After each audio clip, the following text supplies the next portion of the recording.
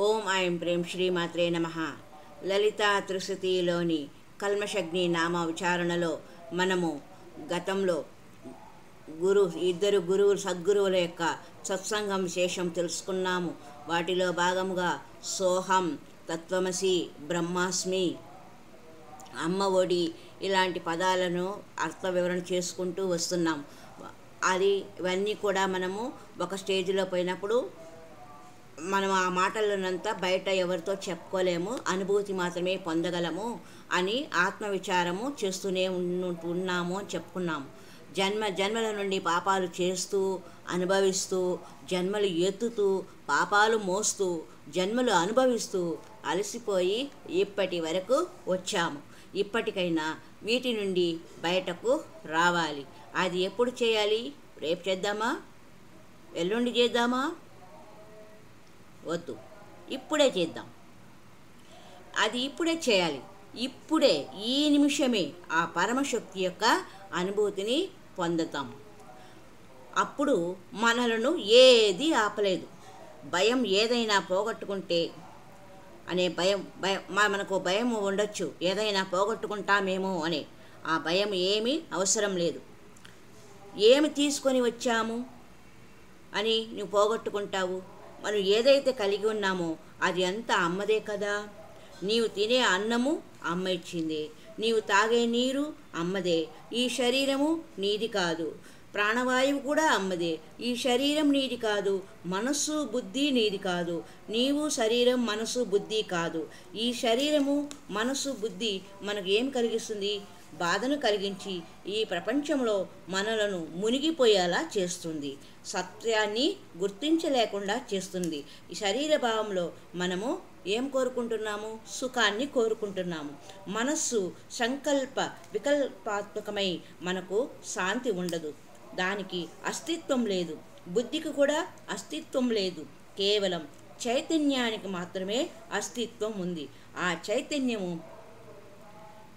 ఎక్కడి నుంచి రాలేదు, ఎక్కడికి వెళ్ళదు, కేవలం విలీనం అవ్వడమే, ఆనందంతో నిండి ఉండడమే. ఇప్పుడు ఈ సమయంలో నీవు పరిపక్వత కలిగిన, తెలుసుకోబడిన చైతన్యానివి, ఆత్మజ్ఞానంతో పరిపూర్ణమై ఉన్నావు. ఈ అనుభూతిని స్వీకరించడానికి మనం తయారుగా లేము.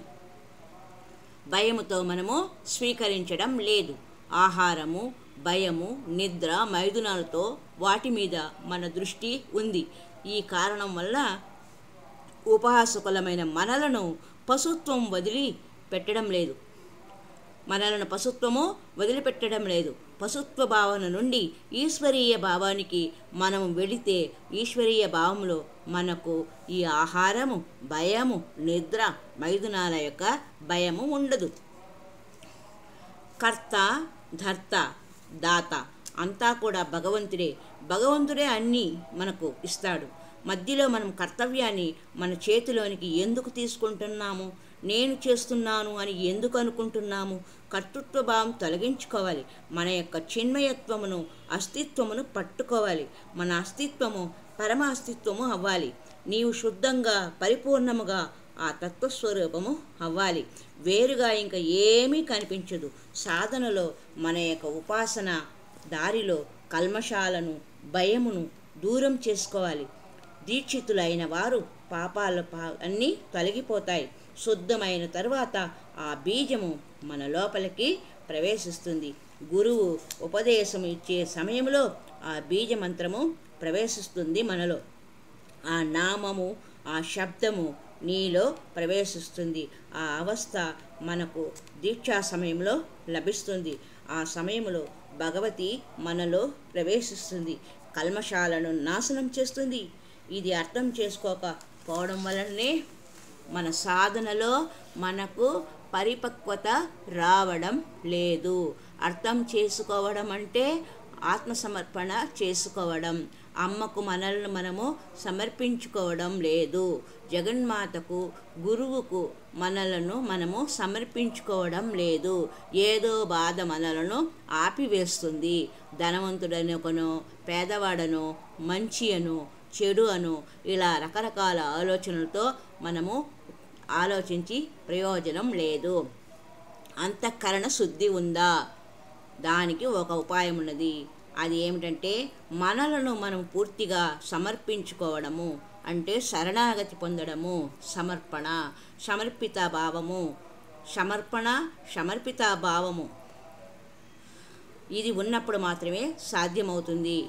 ధనము, పెద్ద ఇల్లు నీకు మోక్షాన్ని ఇవ్వవు, సుఖాన్ని మాత్రమే ఇస్తాయి. విచార మార్గంలో వెళ్ళి, ఉపాసనా మార్గంలో వెళ్ళి సత్యము అసత్యము ఏమిటో వివేచన చెయ్యాలి. మనము సమర్పితులు అయినప్పుడే మనలో సత్య అసత్యం యొక్క వివేచన కలుగుతుంది. ఆ సమర్పణతో మన బుద్ధి వికసితమవుతుంది. తర్వాత మనస్సు, బుద్ధి, శరీరం అన్నీ విలీనమవుతాయి. అంతఃకరణ శుద్ధి కలుగుతుంది. ఈ శుద్ధితో మన చైతన్యము పరమ చైతన్యంలో విలీనమవుతుంది. కల్మషగ్ని, కల్మషనాశిని దేవి భగవతి. మనము ఈ కల్మషగ్ని అన్న నామము అమ్మవారికి యొక్క బ్రహ్మ విద్యా స్వరూపముగా భావిస్తాము. తంత్రశాస్త్రంలో తురీయ అవస్థలో నీవు అది ఒకటే అని తెలుసుకోవడమే బ్రహ్మ విద్య. ఈ బ్రహ్మ విద్యకు సంబంధించిన విశేషాలను మరొక సంచికలో తెలుసుకుందాం. హరి ఓం తత్సత్.